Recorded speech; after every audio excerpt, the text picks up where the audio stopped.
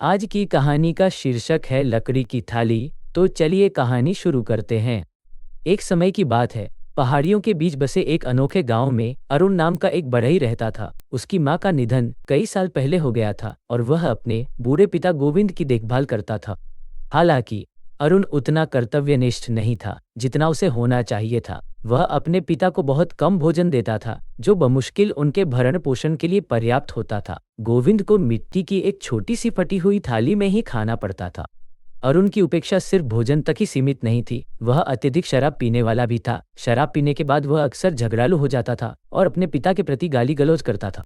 अरुण की कमियों के बावजूद उनका राहुल नाम का एक छोटा बेटा था। 10 साल की उम्र में ही राहुल के पास सोने का दिल था। वह अपने दादा का बहुत आदर करता था और अपने पिता के विपरीत उनके साथ अत्यंत आदर का व्यवहार करता था।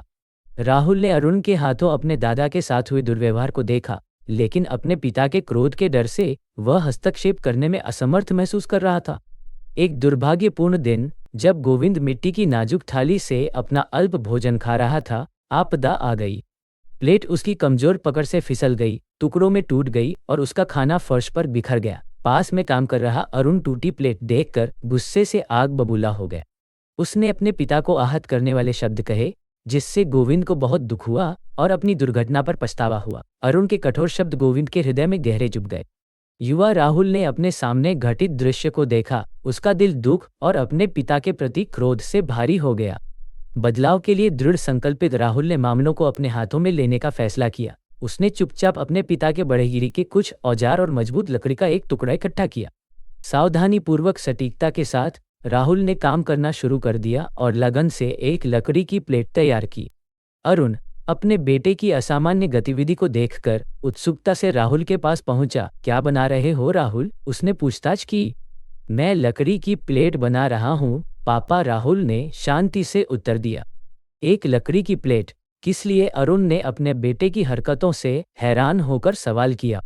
मैं इसे आपके लिए बना रहा हूं पिताजी। जब आप बूढ़े हो जाएंगे, मेरे दादाजी की तरह आपको अपने भोजन के लिए एक प्लेट की आवश्यकता होगी। मिट्टी से बनी प्लेट आसानी से टूट सकती है और मुझे ऐसी दुर्घटना के लिए आपको डांटते हुए देखना पसंद नहीं होगा।